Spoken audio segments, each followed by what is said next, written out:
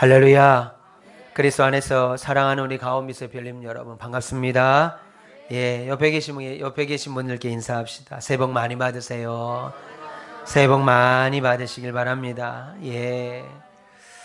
오늘은 주일이자 민족의 명절인 설날입니다. 물론 양력으로는 2023년이 시작한 지 22일이나 지났지만 음력으로는 오늘이 새해입니다.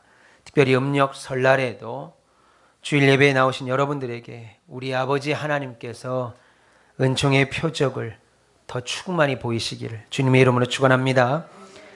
이 세상은 점점 하나님을 부정하는 이야기를 하는데 능숙해지고 있습니다.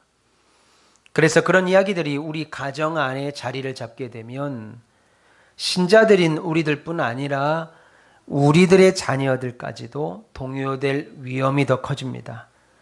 왜냐하면 예레미야 10장 2절에 보면 사람은 이 세상의 여러 나라들의 풍습들과 하늘의 징조들을 보며 두려워한다. 두려워하기 때문이다 라고 말씀했습니다. 그래서 하나님은 뭐라고 말씀하십니까?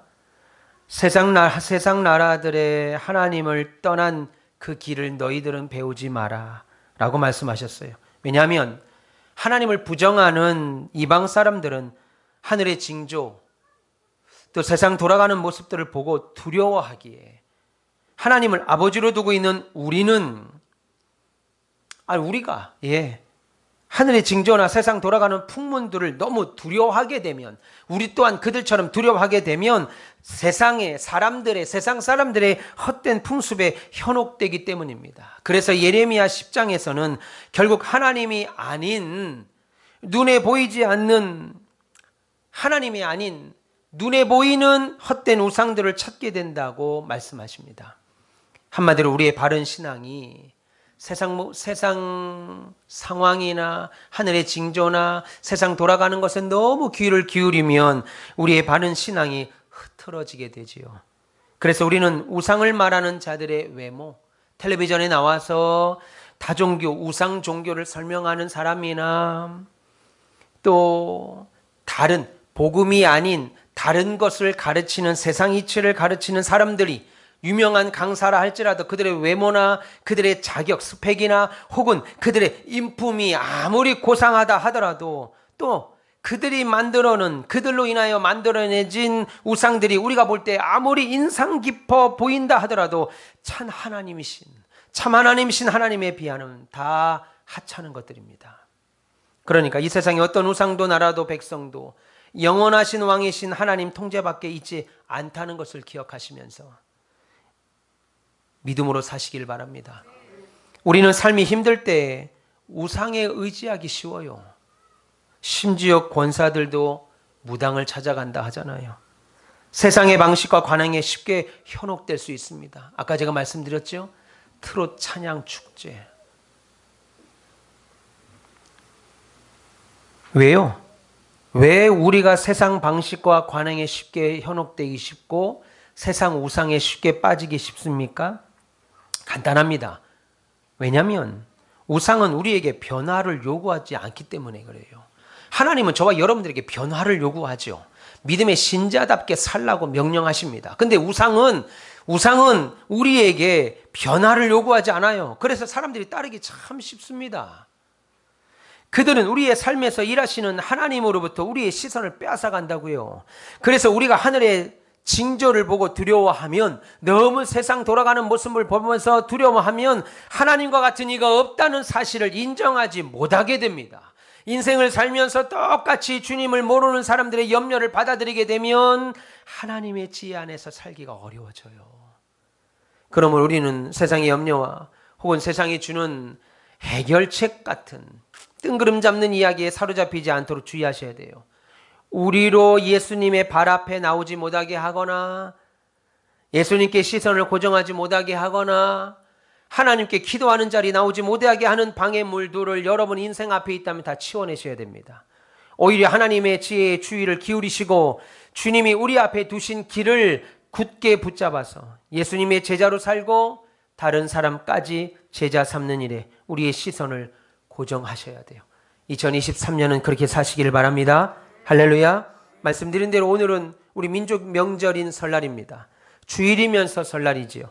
이제 가족들이 모일 것이고 즐거운 시간들을 가족들과 함께 보낼 텐데 이 명절에 우리 자녀들에게 남길 믿음의 유산이 무엇인지 한번 고민해 보세요.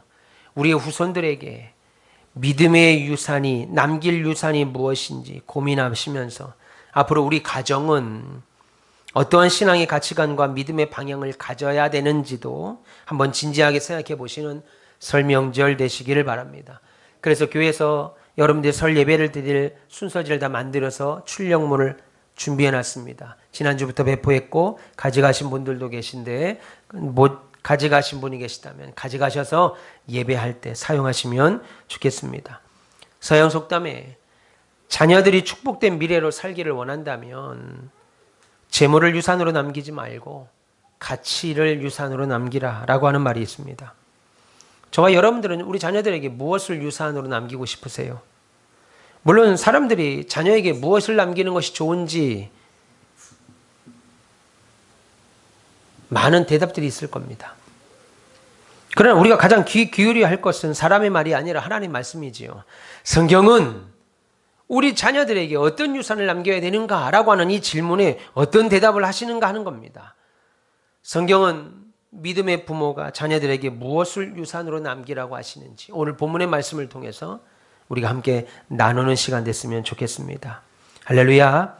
먼저 믿음의 부모는 하나님을 향한 신앙 고백을 유산으로 남기셔야 됩니다. 하나님을 향한 신앙의 고백을 우리 자녀들에게 유산으로 남기셔야 돼요. 오늘 본문 2절을 보시면 남자와 여자를 창조하셨고 그들이 창조되던 날에 하나님이 그들에게 복을 주시고 그들의 이름을 사람이라 불렀다.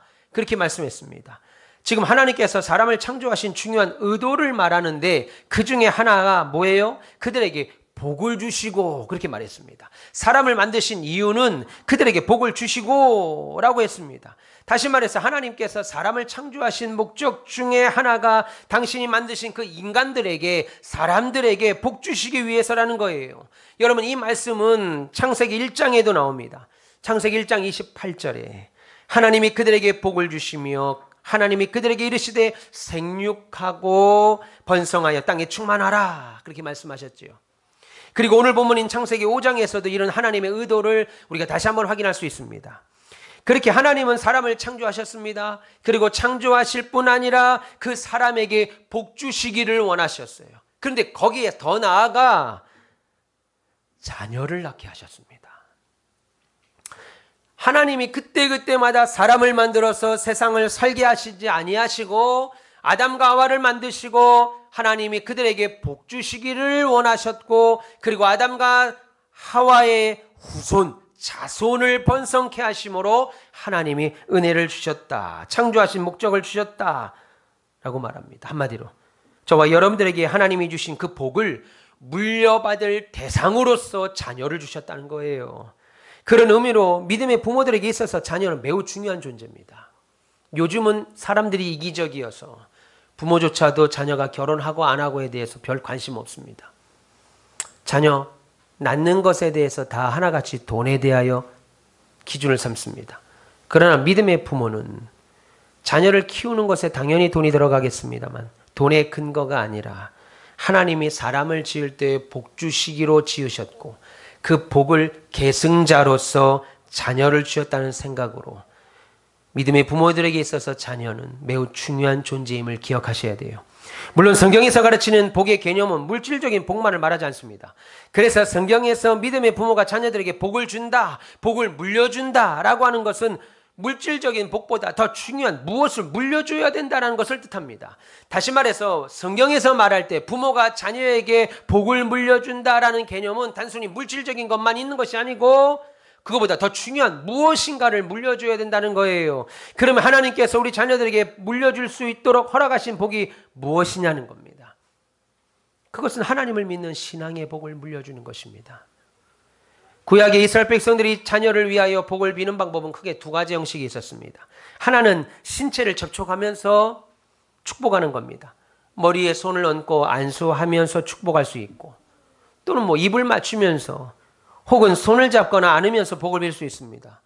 물론 이렇게 축복을 비는 형식은 우리가 이스라엘 백성들처럼 똑같이 따라할 필요는 없습니다. 상황에 따라서 자녀가 어리다면, 여러분의 자녀가 어리다면 그 자녀를 안고 그를 위하여 하나님의 복을 비는 기도를 해줄 수도 있고, 장성한 자녀라면 그의 손을 잡고 기도해 줄 수도 있습니다.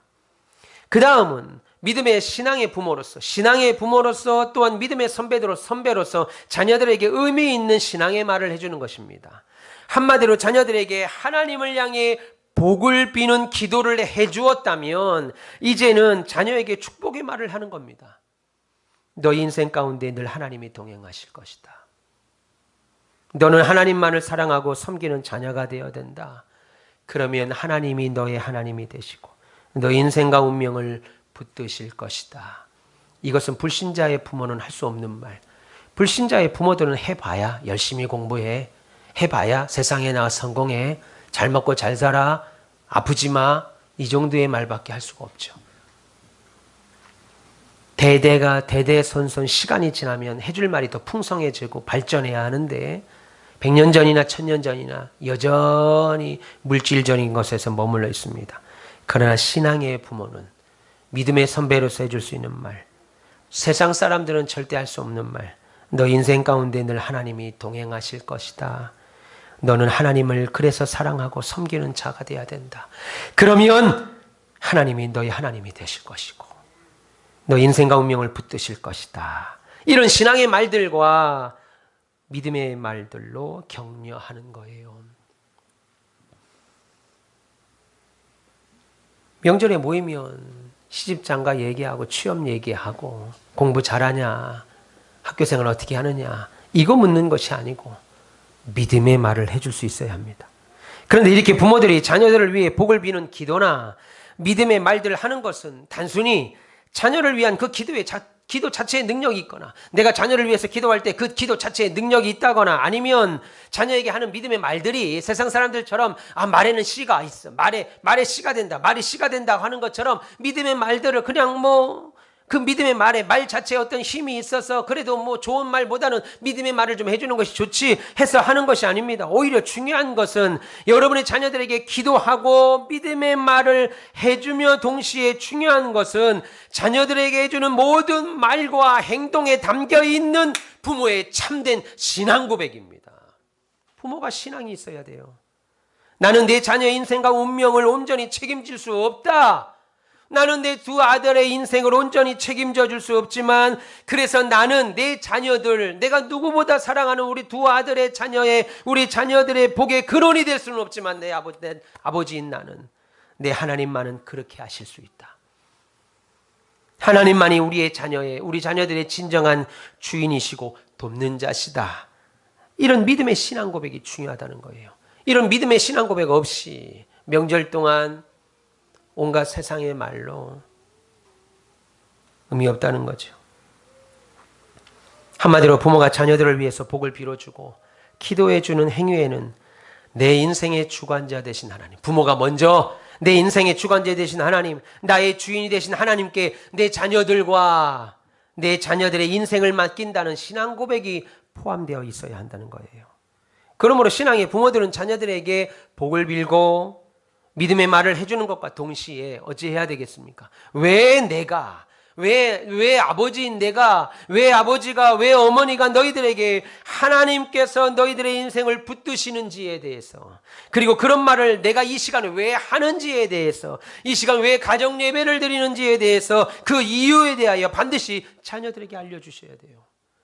믿음의 부모들이 집에만 가면 교회 흉을 보고 목사님이 흉 보고 성도들의 흉을 보니까 그 자녀들이 알지도 못하고 제대로 장성하지도 못했는데 교회의 욕을 본다고요. 교회 흉을 보고 목사 흉을 보죠. 여러분 자녀들에게 왜 아버지가 믿음의 장로로서, 왜 어머니가 믿음의 집사로서 사는지 알려주셔야 돼요.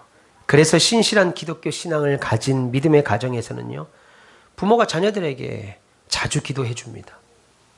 믿음 없는 가정들이 부모가 자식들로 기도 안 하죠. 잠자기 전에 자녀를 위해 기도해 주지요. 자녀들의 일상생활을 위해서도 기도해 주지요. 학업을 위해서, 취업을 위해서, 결혼을 위해서, 그리고 자녀들의 바른 인성을 위해서 중요한 일을 앞두고도 기도를 합니다.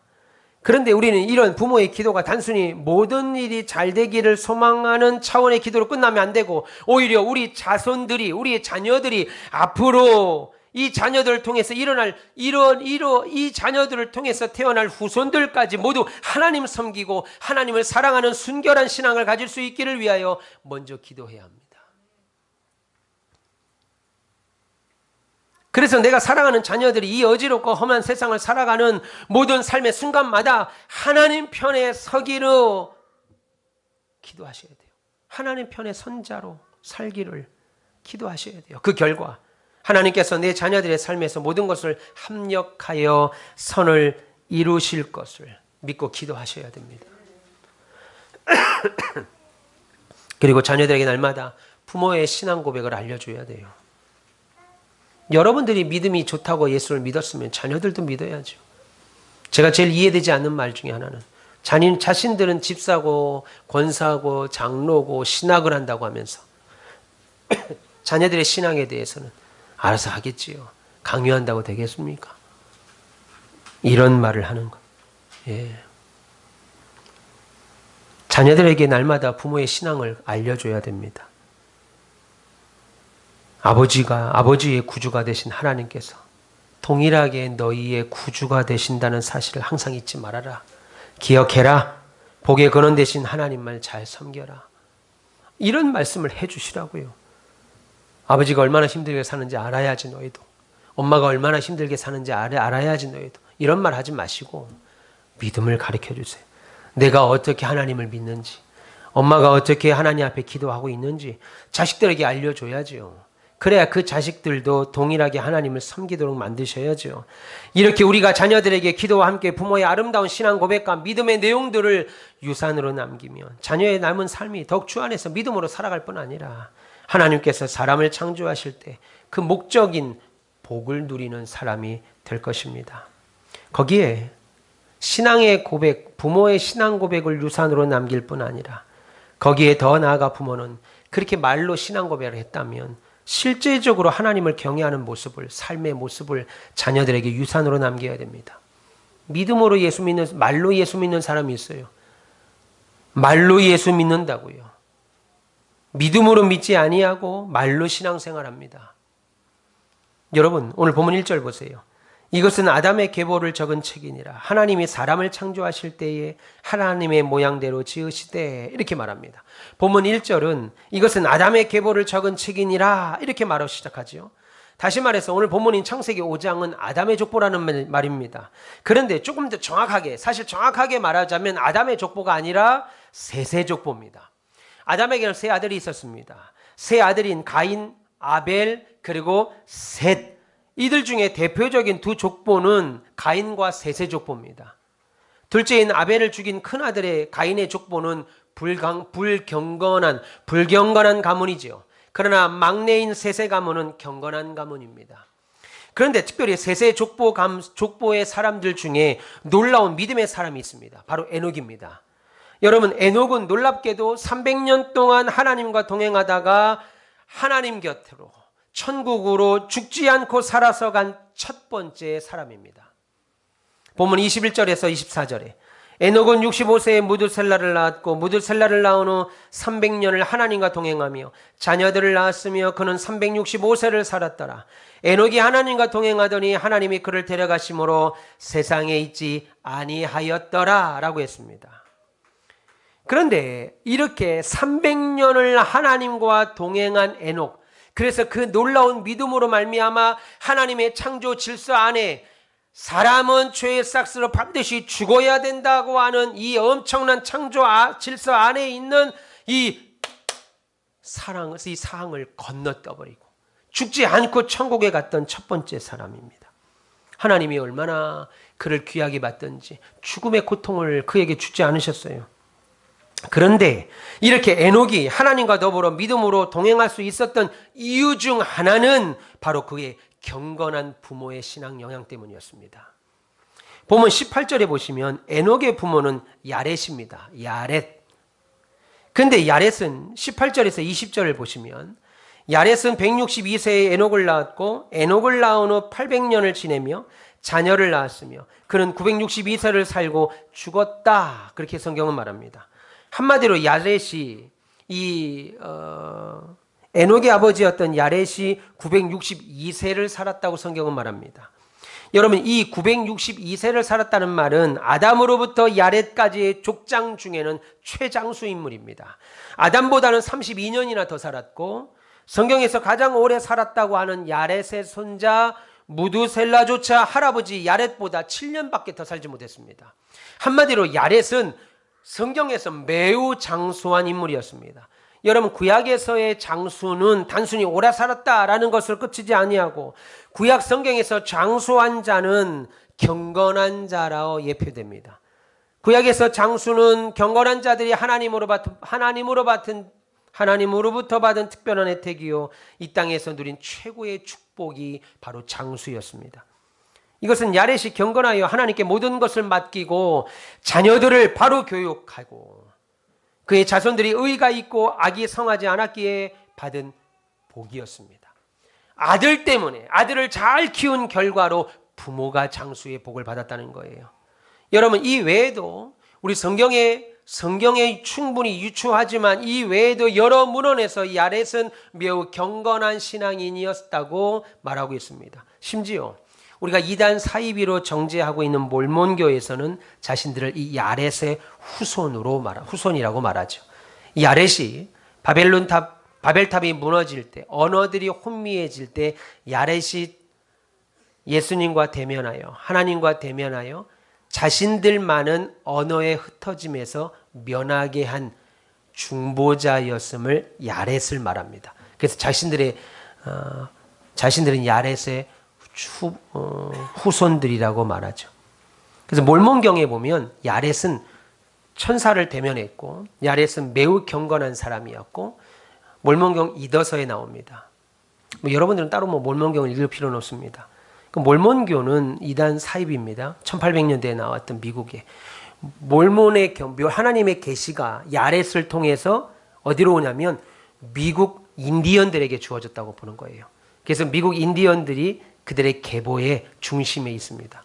그래서 그것을 스미스라고 하는 사람이 1886년에 하나님으로부터 경전을 받죠. 4개의 경전을 받습니다. 그 4개의 경전이 몰몬경이에요. 말도 안 되는 얘기.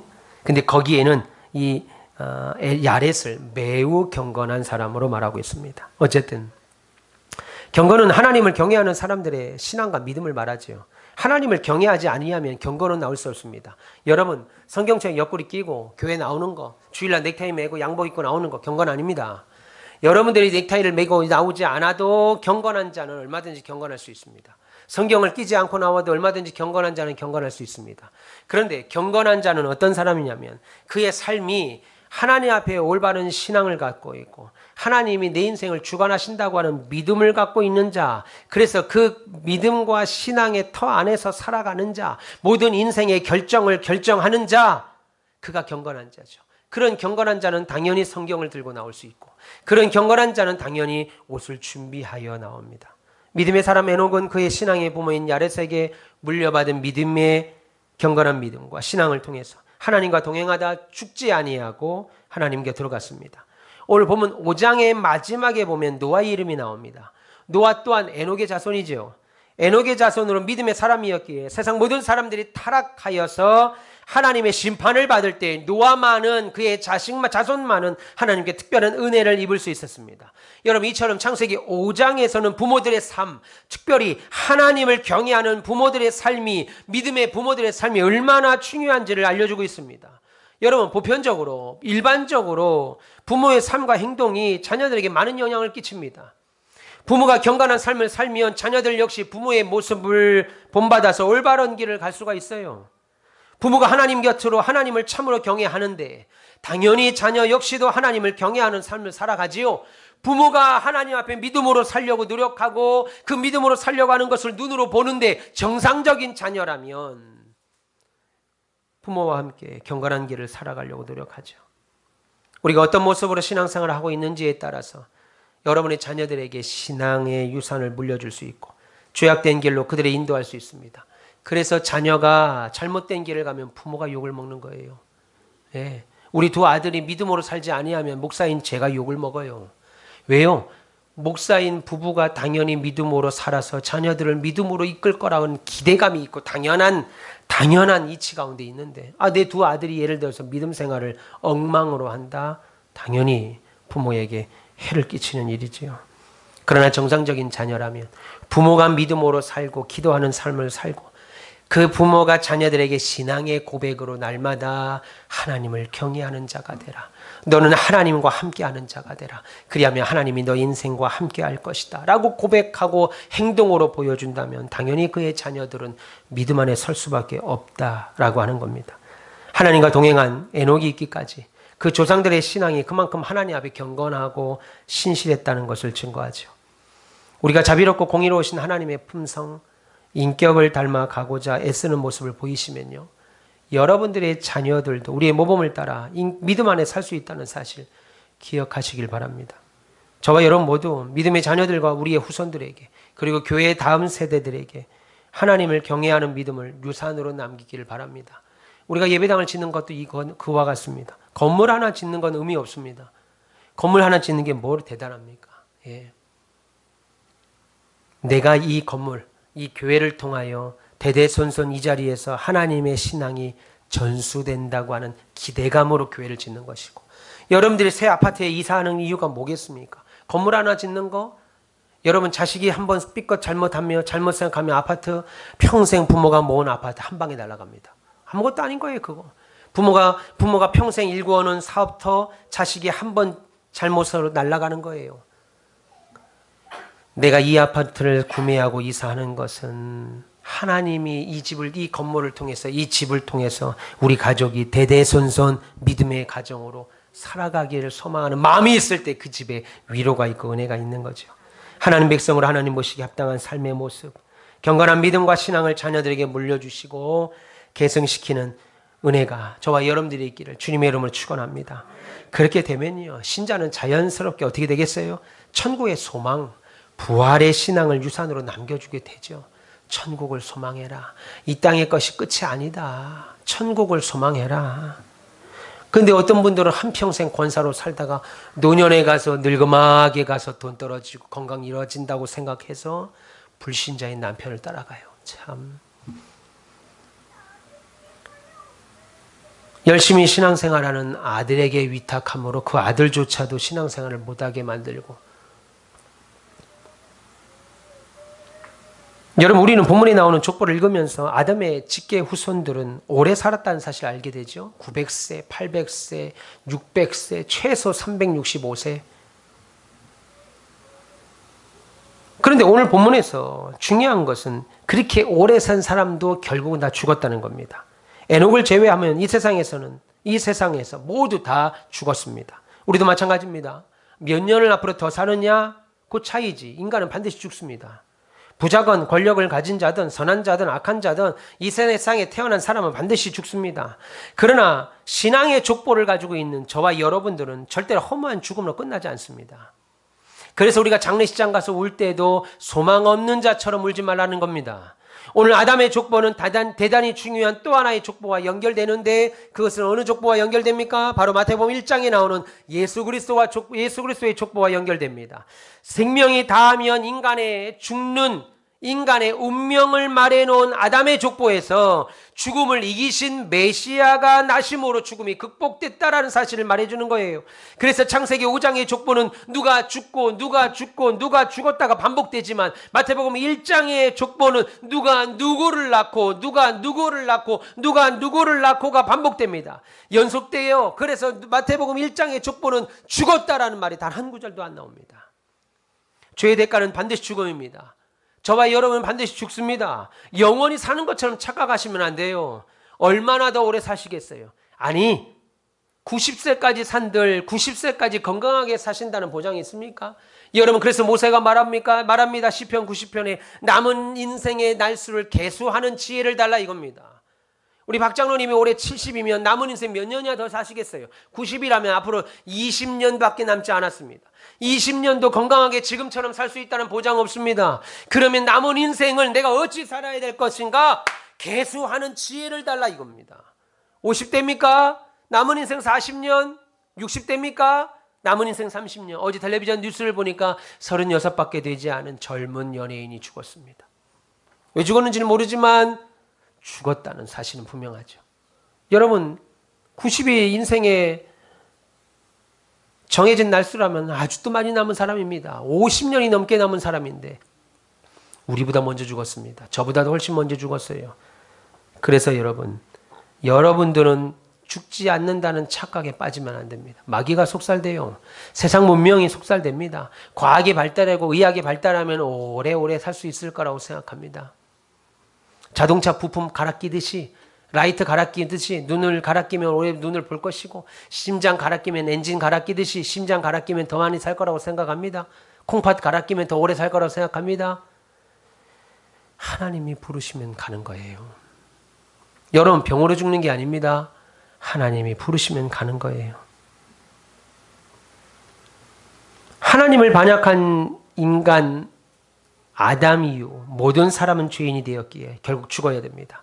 그런데 그런 죄인들에게 하나님은 예수 그리스도를 통해서 죽음을 이기고 영원한 생명을 소유할 수 있는 길을 허락하셨다고요. 예수님이 이루신 대속의 은혜, 공로, 우리의 모든 죄를 사시기 위한 십자가의 죽음, 그 결과 모든 사망 권세를 이기시고 다시 부활하신 예수님의 모든 사역들로 인하여 저와 여러분들은 아무 공로 없이도 천국을 소망하고 부활을 기대할 수 있는 존재들이 됐다는 거예요.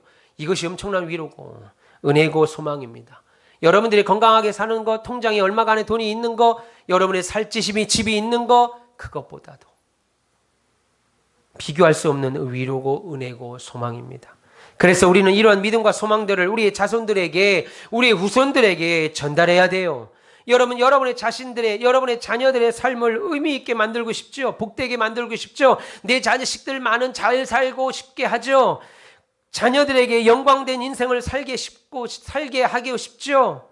어떤 부모가 자식과 평생과 싸움질해서 한평생 자식들 만나지 못하고 그러고 살고 싶겠어요? 자식들이 잘 되기를 소망할 겁니다. 영광스럽게 살고 싶게 할 겁니다. 그러면 자녀들에게 예수 그리스도를 선물로 주셔야 돼요. 자리만 나와 앉아있는 거 말고 내 인생은 하나님 없이는 안 된다라고 하는 확고한 신앙을 선물하셔야 돼요. 좋은 옷, 좋은 거, 좋은 학교, 여러분들이 그런 좋은 것들로 자식들을 선물하는 것 나쁘다고 보지 않습니다. 그런데 진짜는 그런 거 선물하지 마시고 그리스도를 선물하세요. 믿음을 선물하세요. 예. 여러분이 자녀들에게 아무리 좋은 옷을 사주고 좋은 차를 사주고 좋은 집을 사주고 좋은 학교를 보내준들 그거 영원하지 않습니다. 그거 영원하지 않아요. 감사하지도 않고 믿음을 선물해야 자녀들이 부모에 대한 감사함을 가져요. 우리 아들들에게 좋은 옷을 사줬습니다. 잠바를 사줬습니다. 바지를 사줬습니다. 너무너무 감사해요, 아빠. 너무너무 갖고 싶은 거였어요. 그거요. 그 감정 채 하루 안 갑니다. 하루 이틀 나가서 아이들과 입고 와서 또 더러워지면 세탁기에 그냥 던져버려요. 그러나 신앙은 한평생 자녀들의 인생을 붙들고 있다는 것을 기억하시길 바랍니다. 여러분, 우리의 자녀들이 또 그들의 자녀들에게 자신의 부모가 믿었던 예수님, 그 예수님이 나의 주님이 된다고 고백하고 나 또한 너희들에게 그 하나님을 알려주고 전한다는 간증을 한다면 얼마나 아름답겠습니까? 우리 아버지가 지금 하나님 나라겠는데 우리 아버지가 우리 성민이 성규를 볼 때 내 아들이 내 손자 손녀들에게 내 조카들에게 너희 할아버지가 믿었던 아버지를 내 아버지가 믿었던 하나님을 너희에게 다시 가르쳐 준다고 우리 아버지가 천국에서 볼 때 그 마음이 얼마나 기쁘시겠냐는 거예요. 복된 일이겠냐는 거예요. 그들이 우리 부모님이 믿었던 하나님, 우리 할아버지, 할머니가 믿었던 그 하나님을 나의 주님으로 영접하고 나의 삶의 주인으로 모시고 산다면 그 얼마나 영광스러운 일이 되겠습니까? 우리 아버지가 목사예요. 우리 할아버지가 집사예요. 소용없고 그런 거 소용없고 우리 아버지가 목사여서 우리 아버지가 우리 할아버지가 목사님이어서 그 하나님 때문에 우리 아버지 때문에 할아버지 때문에 내가 하나님을 알게 돼서 너무나도 감사합니다. 그런 고백을 할 수 있도록 만드셔야 돼요. 나를 통해 전달된 복음을 듣고 우리 자손들이 주님을 알게 되고 예수님을 영접하여서 영생을 얻게 됐다면 여러분 이보다 더 훌륭하게 보장된 자녀들의 교육과 미래가 어디 있겠어요? 너무나도 예수 믿는 사람들조차도 세속적이어서 자녀들이 좋은 거 타야 되고 좋은 거 먹어야 되고 좋은 거 입어야 되고 좋은 학교 가야 되고 좋은 거 이 세상에 살면서 누려야 되는 것이 신자의 복인 양 착각합니다. 아닙니다. 그런 거 백날 누려도 믿음 없고 세상 사람들에게 신자들에게 손가락질 받으면 아무것도 아닌 거예요. 여러분 자녀들은 하나님 앞에 온전한 믿음으로 서여져서 그런 훌륭하게 보장된 자녀들 되시기를 주님의 이름으로 축원합니다. 물론 우리는 우리의 가족들을 자녀들을 구원케 할 수 없어요. 그래서 우리는 하나님의 은혜를 구하며 평생토록 자식을 위하여 형제를 위하여 믿지 아니하는 자가 있다면 기도하셔야 됩니다. 여러분들이 하나님을 믿고 나와서 예배를 드리는데 어떻게 자녀들이 예수를 안 믿을 수가 있어요? 여러분들이 천국과 지옥에 대하여 경외함을 갖고 두려움을 갖는데 어떻게 자녀가 천국에 가든 지옥에 가든 상관없다는 말을 할 수 있냐는 겁니다. 우리는 우리의 자녀들을 형제들을 구원케 할 수 없습니다.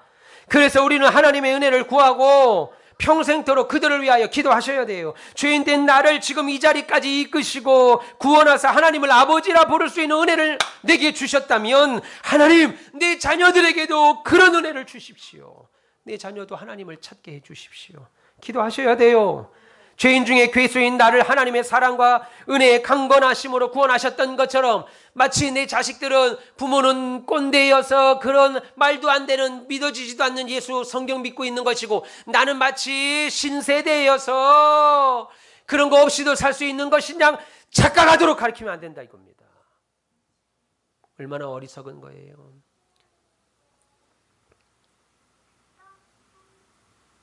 코로나 3년을 지나고 나니까 자녀들이 할 수 있는 게 없는 거. 선생들이 이구동성으로 말하기를 어쩌면 이렇게 아이들이 모자라졌냐 이겁니다. 예. 옛날에는 SFC 활동을 하면 위원장을 뽑고 아이들 사이에서 위원장을 뽑고 위원장 일을 하는데 지금은요 중고등부 아니 대학부 청년들도 생각을 못하는 사람들이 태반입니다. 어떻게 사는 게 인생의 삶인가? 내 인생은 어떻게 살아야 되는가? 생각도 안 하고 살아요.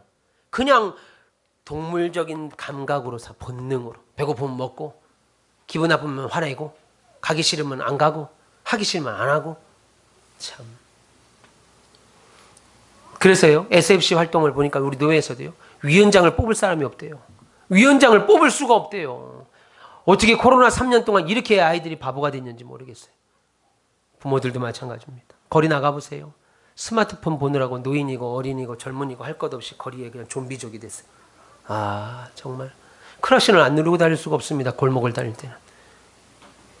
신호등에 서 있어도 이거 보느라고. 심지어 제가 우리 집에 갈 때 신호등에서 좌회전 바다에 들어가는데 앞차 제가 세 번째에 서 있었습니다.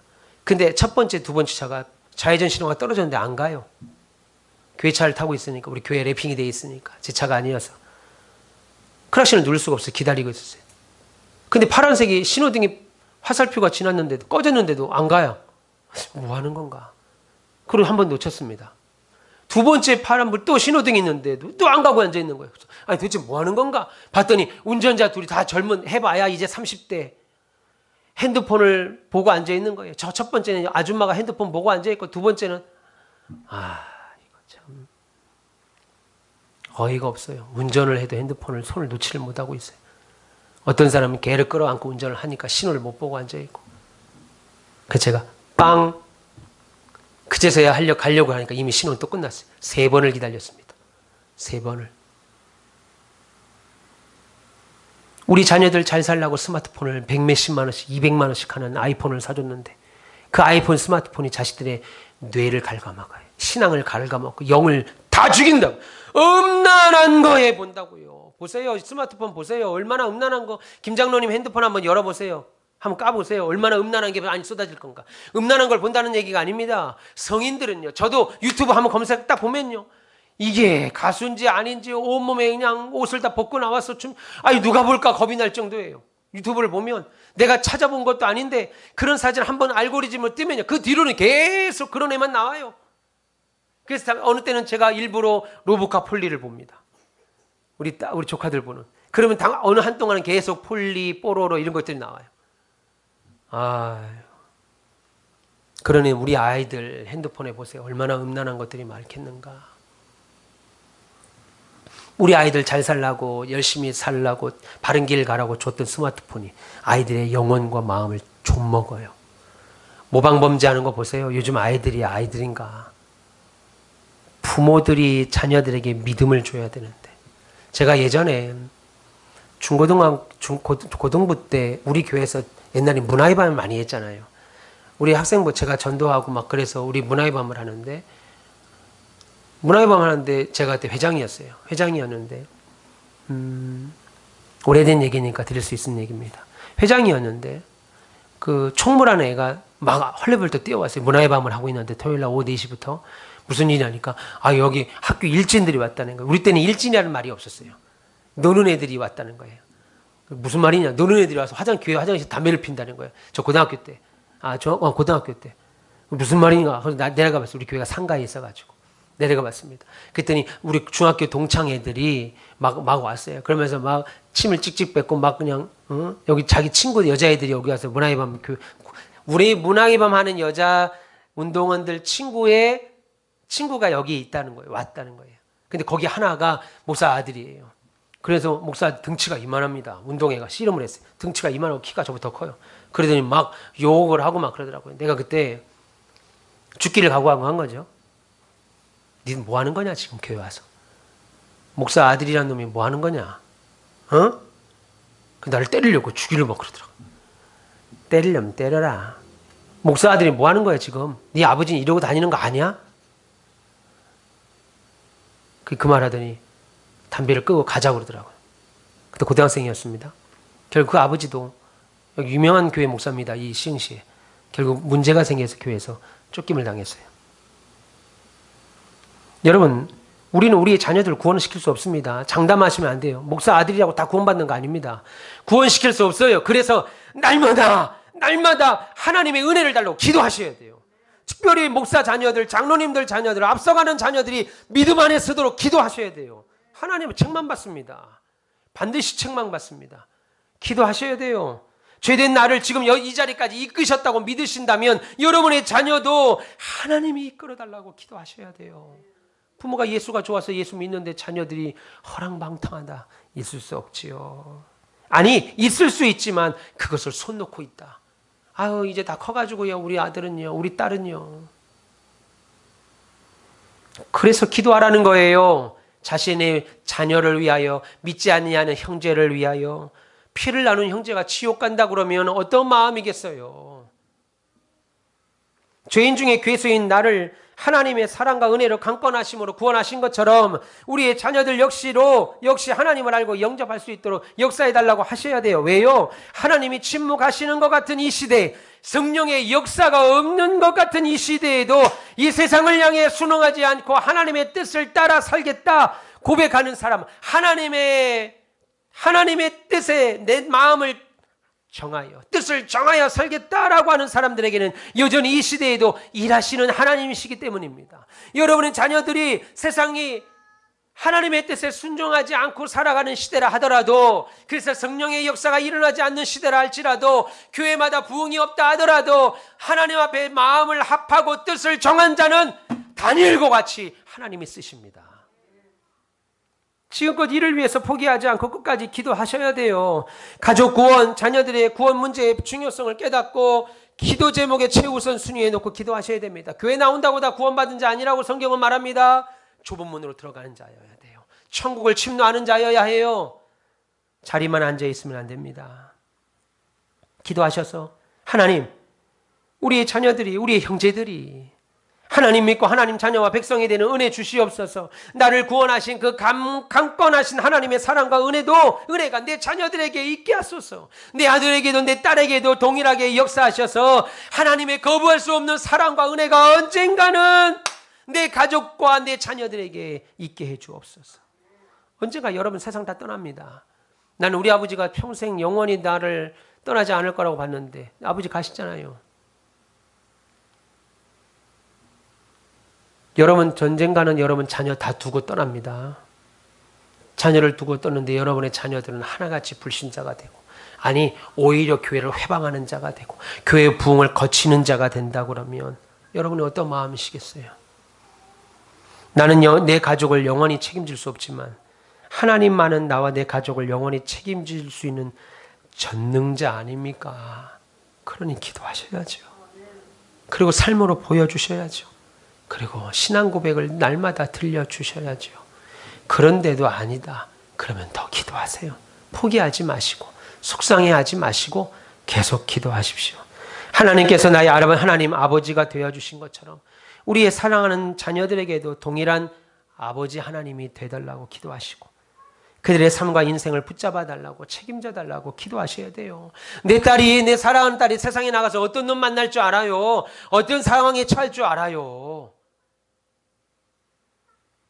잘못되고 나서 하나님 앞에 속상함으로 눈물 짓지 마시고 그들의 자녀들, 여러분의 자녀들이 하나님의 은혜 안에 살게 해달라고 책임져 달라고 날마다 기도하셔요. 그러면 하나님의 강권하신 은혜와 사랑이 여러분의 가족과 자녀들에게 부어주사 하나님만 경외하는 섬기는 주의 백성 자녀로 살아가게 하실 겁니다. 그래서 예수님 안에서 천국의 소망, 부활의 신앙을 소유한 자녀들 되게 하실 것이고 천국의 유업을 함께 받는 상속자들 되게 할 겁니다. 우리 두 아들이 우리 작은 아들은 피아니스트가 되길 원하고 우리 큰 아들은 각자의 또 꿈이 있습니다. 우리 두 아들이 세상에서 멋지게 살고 좋은 차 타고 좋은 집에 살고 좋은 여자 만나서 떵떵거리고 사는 거 기대하지만 믿음 없다면 그것만큼 불쌍한 게 어디 있어요? 안 돌아옵니다. 여러분 믿음 없이 잘 되려고 하지 마세요. 그럼 더 안 돌아와요. 믿음이 있는 자녀가 하나님 앞에 복을 받아야 부모의 신앙을 전수한다고요. 나는 우리 아들들이 믿음으로 살기를 원합니다. 하나님을 알기를 원해요. 그래서 우리 할아버지부터 아버지 때에 이르러 자신에게 이르는 하나님의 영광이 그들의 삶에 막 나타나는 그런 은혜를 체험하기를 바랍니다. 그러기 위해 무엇보다도 부모가 보여주는 신앙의 모범이 참 중요해요. 부모의 신앙이 밑바닥인데 자녀의 신앙이 어떻게 자라겠어요? 부모의 신앙이 걸핏하면 세상 거 좋아하는데 어떻게 세상 거 안 좋아하겠냐 이겁니다. 부모가 TV만 틀면 트로트를 보는데 어떻게 자녀가 트로트를 안 보겠어요? 어릴 때부터 잘 되고 출세하고 돈 많이 버는 게 목적인데 어떻게 국민학교 초등학교 다니는 아이들을 내 딸들을 트로트 가서 노래 좀만 잘하면 가서 돈 벌라는 얘기 안 하겠냐는 겁니다. 그래서 부모가 어떻게 사느냐? 자녀들의 삶에 아주 큰 영향을 끼칩니다. 부모가 어떻게 사느냐가 여러분 눈에 가난하게 살더라도 믿음을 잃어버리면 안 돼요. 여러분 눈에 가난하게 사는 것은 말씀드렸죠. 인생은 끝이 있습니다.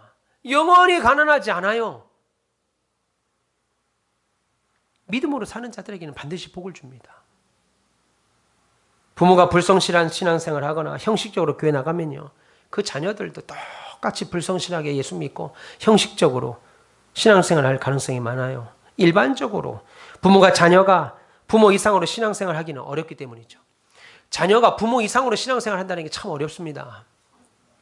우리는 신실한 부모로서 자녀와 함께 예수님 그리스도와 교제하는 복된 가정을 이루셔야 돼요. 진실되게 하나님 섬기는 것, 진실되게 하나님 사랑하는 모습 자녀들에게 보여주세요. 보여주는데도 자녀들이 그 정도밖에 안 된다면 더 하나님께 간구하세요. 하나님, 내 자녀들이 이렇습니다. 내가 믿음으로 사는데도 이렇습니다. 깨닫는 지혜를 주십시오. 기도하세요. 올바르고 건강하게 하나님 섬기는 모습을 여러분 자녀들에게 보여주시고 그렇게 할 때 우리는 자녀들에게 축복의 유산을 남길 수 있습니다. 돈 그만하시고 제발 돈 좀 그만하세요. 여러분들이 인생 살아온 거 아니고 하나님이 도우셔서 지금까지 산 거예요. 돈 하지 마시고 기도하시면서 믿음으로 사시는 우리가 됐으면 좋겠습니다. 우리의 신앙 고백과 경건을 부활과 영생의 소망에 대한 유산을 여러분 자녀들에게 남겨주십시오. 그것이 우리 교회가 예배당을 짓는 목적입니다. 우리만 들어가서 예배당에서 앉아서 예배 드리려고 예배당 짓는 것이 아니고 지금은 하나님의 능력이 안 보이는 시대입니다. 지금은 부흥의 역사가 안 보이는 시대입니다. 아니요. 하나님을 향하여 뜻을 정한 다니엘처럼 다니엘은 자신의 나라가 바벨론에 멸망했습니다. 포로로 끌려갔습니다. 그런데도 하나님께 뜻을 정하니까 다니엘은 형통한 자가 됐습니다. 우리가 하나님께 뜻을 정하면 형통하는 교회, 형통하는 가정이 될 줄 믿습니다. 내가 우리들의 자녀들에게 이 복된 영적 유산을 남기는 일이 하나님이 가장 기뻐하시는 일입니다. 자녀들에게 돈 남겨줄 생각하지 마시고 믿음 남겨주세요. 믿음 없으면 그거 다 까먹습니다.